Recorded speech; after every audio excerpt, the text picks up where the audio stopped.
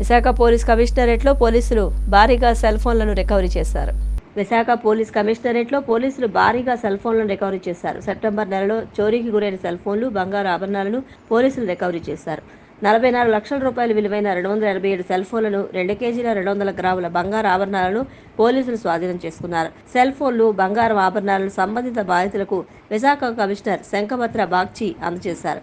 గతంలో రికవరీ చేసిన వస్తువులు తిరిగి ఇవ్వడానికి కొన్ని చట్టపరమైన ఇబ్బందులు ఉండేవన్నారు. ప్రభుత్వం చొరవతో ప్రస్తుతం ఫిర్యాదుదారులకు తక్షణమే అందించే సౌకర్యం కల్పించామని ఆయన అన్నారు. 1 kg 204.06 గ్రామ్ సిల్వర్, వెండి వచ్చేసి almost 1 kg 943.43 gram, cash 1,54,840, motor cycle 25, ఒక ఆటో, ఒక కార్డ్, మొబైల్ ఫోన్ 287. ఈ 200 ఇంతవరకు మొబైల్ ఫోన్ మనం రికవర్ చేసాము 3,479. సో లాస్ట్ మంత్లో మనం రికవర్ చేసిన మొబైల్ ఫోన్ విలువ వచ్చేసి 40,80,000. ఇంతవరకు రికవర్ చేసిన మొబైల్ విలువ వచ్చేసి 5,21,00,000.